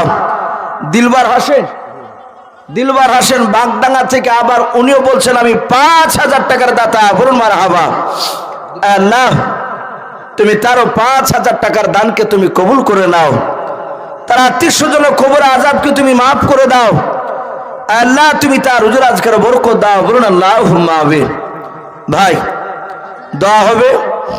ওগুলো মা বোনদের কাছ থেকে আলো নাকি রহমতুল্লাহ ভাই? আসু ভাই, বেশ মা বোনদের কাছ থেকে কিছু এসেছে ভাই, হরকতে বরকত হয়। একটু আসি ইনশাল্লাহ, এতে অনেক টাকা হয়ে যাবে। এ দেখেন আর একজন ভাই আমার, উনি নগদ 200 টাকা দান করেছেন। আল্লাহ তুমি তো চিনো, তুমি তো জানো। আল্লাহ তুমি তার 200 টাকা দানকে কবুল করে নিয়ে তারও আত্মীয় স্বজন কবর আযাবকে তুমি মাফ করে দাও। আসি ভাই, দেরি না করে একটু তাড়াতাড়ি আসি ইনশাআল্লাহ আমরা দোয়া নিয়ে আপন আপন বাড়ি যাব। আর প্রতিটা বাপজি ভাই মা বোনদেরকে বলবো আমরা সকলেই ফজর থেকে নামাজ পড়বো, বলুন ইনশাআল্লাহ। যারা পড়ি নাই তারা পড়বো, আর যারা পড়ি তারা তো পড়বই। আসি ভাই কমিটি মাশাআল্লাহ মুফতি রুহুল আমিন সাহেবের ভাই কামাল হাফেজ, উনি বলছেন 2000 টাকার দাতা, বলুন মারহাবা। আল্লাহ তার 2000 টাকার দানকে কবুল করে নে মাওলা, তুমি তাকে হাফেজ হিসাবে তো কবুল করে নাও, তার আত্মীয় স্বজন কবর আযাবকে মাফ করে দাও, তাদের রুজি রাজগার বরকত দাও, বলুন আল্লাহুম্মা আমিন। ভাই ইনশাআল্লাহ দোয়া হবে। মা বোনদের কাছ থেকে কত হলো, ওটা গোনা হলো? একটু বলেন তো, বলবে যে নামটা বললো না। ভাই অনেকে দিয়েছে, আর মা বোনদের কাছে হয়তো কয়েকবার চাদর রুমাল হয়তো নিয়ে গিয়েছে। মাশাআল্লাহ, মা বোনদের কাছ থেকে 10 টাকা 5 টাকা 85 ভাবে মিলে 800 টাকা এসেছে, বলুন মারহাবা। আল্লাহ তাদের 800 টাকা দানকে কবুল করে নিয়ে সকল মা বোনের ইমানটা হযরত মা ফাতেমা জোহরা রাদিয়াল্লাহু তাআলা আনহার মতো বানিয়ে দিন, বলুন আল্লাহুম্মা আমিন। ভাই ফটিক শেখ বাগডাঙ্গা 50 কিলো রকম। মাশাআল্লাহ, ফটিকের ডিলার বেটা নাকি? না না, বাগডাঙ্গা। এই বাগডাঙ্গার ফটিক, উনি বলছেন 50 কেজি রড, বেশ মোটা টাকা। আল্লাহ রাব্বুল আলামিন তার 50 কেজি লোহা রড কাল্লা কবুল করে নি। আল্লাহ, লোহা রড যেমন শক্ত, তুমি তার ইমানটা তুমি তার চেয়ে বেশি মজবুত করে দাও, বলুন আল্লাহুম্মা আমিন। তার আত্মীয় স্বজন কবর আযাবকে মাফ করুন, বলুন আল্লাহুম্মা আমিন। ভাই আমরা সকলে একবার দুরূদ ইব্রাহিমটা পড়ে নিই। আল্লাহুম্মা সাল্লি আলা মুহাম্মাদি ওয়া আলা আলি মুহাম্মাদ কামা সাল্লাইতা আলা ইব্রাহিম ওয়া আলা আলি ইব্রাহিমা ইন্নাকা হামিদুম মাজিদ। আল্লাহুম্মা বারিক আলা মুহাম্মাদি ওয়া আলা আলি মুহাম্মাদ কামা বারাকতা আলা ইব্রাহিম ওয়া আলা আলি ইব্রাহিমা ইন্নাকা হামিদুম মাজিদ। সাল্লাল্লাহু তাআলা আলাইহি ওয়াসাল্লাম। ভাই যথেষ্ট দানের হাত বাড়িয়েছেন। আমি অনুরোধ করব বাবজি ভাই, এলাকার প্রতিটা মানুষকে, আপনারা শুধু আজকে দিয়ে শেষ নয়, বেঁচে থাকা পর্যন্ত এই মাদ্রাসার জন্য যেমন সংসারে টাকা খরচ করতে হবে, যেরকম চিন্তা ভাবনা আছে আপনাদের, অনুরূপভাবে এই মাদ্রাসাটাকে একটা সংসারের মতো ধরবেন, যে বছরে আমি এত টাকা কিনে এই মহিলা মাদ্রাসায় দেবো ইনশাআল্লাহ, এই দয়ানগর মাদ্রাসায়। এভাবে আপনি চিন্তা ভাবনা নিয়ে ইনশাআল্লাহ আল্লাহর কাছে দোয়া করবেন। আল্লাহ রাব্বুল আলামিন সকলের দানকে আল্লাহ কবুল করুন, বলুন আল্লাহুম্মা আমিন। ভাই দোয়া হবে ইনশাআল্লাহ। আমরা আরশেদ বাগডাঙ্গা 5000 টাকা। মাশাআল্লাহ, আরশেদ আলী বাগডাঙ্গা থেকে উনি বলছেন শেষের বেলায় 5000 টাকার দাতা, বলুন মারহাবা। আল্লাহ তার 5000 টাকার দানকে কবুল করে নিয়ে তারও আত্মীয় স্বজন কবর আযাবকে মাফ করুন, বলুন আল্লাহুম্মা আমিন। আর একজন বেলামিতে 1000 টাকা দিয়েছে, আল্লাহ তার 1000 টাকার দানকে কবুল করুন। ওগো মাওলা, বেটা ছেলে কি মেয়ে ছেলে তা তুমি ভালোই জানো, বেটা ছেলে দান করলো তার দান কবুল করো। আমার মা বোনের কাছ থেকে দান যদি 1000 টাকা বেনামিতে আসে তাও তুমি কবুল করো। আয় আল্লাহ, তুমি তারও দানকে কবুল করে নিয়ে তার আত্মীয় স্বজন কবর আযাবকে মাফ করে দাও, বলুন আল্লাহুম্মা আমিন, আল্লাহুম্মা আমিন। ভাই যেহেতু দোয়া হবে, আমরা সকলে একবার শেষের বেলা তওবা করে নিই। আস্তাগফিরুল্লাহ রব্বি মিন কুল্লি যামবি ওয়া আতুবু ইলাইহি লা হাওলা ওয়ালা কুওয়াতা ইল্লা বিল্লাহিল আলিয়্যিল আযীম। ভাই ইনশাআল্লাহ দোয়া হবে, আমরা সকলে হাত তুলে দোয়া করি। আল্লাহুম্মা আমিন। রব্বানা যালামনা আনফুসানা ওয়া ইল্লাম তাগফির লানা ওয়া তারহামনা লানাকুনান্না মিনাল খাসিরিন। রব্বানা লা তুযিগ কুলুবানা বা'দা ইয হাদাইতানা ওয়া হাব লানা মিন লাদুনকা রাহমা ইন্নাকা আনতাল ওয়াহ্হাব। আয় আল্লাহ, রাত্রি প্রায় আল্লাহ 2:45 বাজতে চলল। অগর রব্বুল আলামিন তোমার ইমানদার বান্দা বান্দীদেরকে নিয়ে তোমার পবিত্র শাহী দরবারে হাত উঠিয়েছি। আয় আল্লাহ, তুমি আমাদের সকলের জীবনের যাবতীয় গুনাহগুলো তুমি মাফ করে দাও। আয় আল্লাহ, তুমি আমাদের সকলের হাতগুলো ইমানদার হিসাবে তুমি কবুল করে নাও। অগর রব্বুল আলামিন আজকে পবিত্র মহিলা মাদ্রাসা যে জালসা মাওলাই কারীম, আজকে পবিত্র জালসার মাহফিল তুমি কবুল করে নাও। রব্বুল আলামিন কিয়ামত পর্যন্ত তুমি দয়ানগরের মহিলা মাদ্রাসা তুমি কবুল করে নাও। আয় আল্লাহ, এই মাদ্রাসায় যারা পা রাখবে পড়বা বলে মওলা, কিয়ামত পর্যন্ত মওলা যেসব মা বোনেরা পড়তে আসবে মওলা, তুমি তাদেরকে তাদের ঈমানটা মা আয়েশা সিদ্দিকা রাদিয়াল্লাহু তাআলা আনহার মতো ঈমান তুমি বানিয়ে দিও। আয় আল্লাহ, এই মাদ্রাসা শিক্ষকগণকে তুমি কিয়ামত পর্যন্ত মালা কবুল করে নিও। আয় আল্লাহ, আয় আল্লাহ, খাস করে মাওলাই কারীম আজকে পবিত্র জালসার মাহফিল তুমি কবুল করে নাও। রব্বুল আলামিন এই মাদ্রাসায় তোমার বান্দারা আল্লাহ চাতক পাখি না চেয়ে চেয়ে বসে তারা কথাগুলো শুনছিল। আল্লাহ, আমি ক্ষুদ্র গানের টোটা ফাটা জবান নিয়ে গুনাহগার বান্দা তোমার আমি, আল্লাহ তোমার বান্দাদের কাছে আমি 50, 100, 200, 500 টাকা চেয়েছিলাম। আল্লাহ বেশ কয়েকজন 5,000 করে দান করেছে মওলা। আল্লাহ কয়েকজন 2,000 টাকা দান করেছে, 1,000 করে কয়েকজন দান করেছে। কেউ 100 টাকা, 500 টাকা, 50 টাকা, 10 টাকা, 300 টাকা। আল্লাহ এইভাবে দান করেছে তোমার বান্দা বান্দিরা মওলা। তুমি সকলের দানগুলো তুমি কবুল করে নিও। সকলের আত্মস্বজনা কবর আযাবগুলো তুমি মাফ করে দাও। আয় আল্লাহ, যারা দান করেছে মওলা, তুমি তাদের নেক মাকসুদ তুমি পুরা করে দাও। আয় আল্লাহ, এই বক্তা শ্রোতা সকলকে তুমি ঈমানদার হিসাবে তুমি কবুল করে নাও। আয় আল্লাহ, আয় আল্লাহ, তোমার বান্দা বান্দিরা আমিন আমিন করেছে মওলা। সকল বাপজি ভাইয়ের ঈমানটা হযরত আবু বকর সিদ্দিক রাদিয়াল্লাহু তাআলা আনহুর মতো বানিয়ে দাও। আমার মা বোনেরা পর্দার আড়াল থেকে আমিন আমিন করেছে রে মওলা। তুমি আমার সকল মা বোনের ঈমানটা হযরত মা ফাতেমা জোহরা রাদিয়াল্লাহু তাআলা আনহার মতো ঈমান বানিয়ে দাও। আয় আল্লাহ, এই গ্রামে তুমি রহমত বর্ষণ করো। এই গ্রামের বাহির থেকে যারা এসে আমিন আমিন করছে তাদের গ্রামেও তুমি রহমত বর্ষণ করো। আয় আল্লাহ, তুমি আমাদের সকলের গ্রামে তুমি রহমত বর্ষণ করো। আমাদের সকলের বাড়িতে রোজা আজকে তুমি বরকত দাও।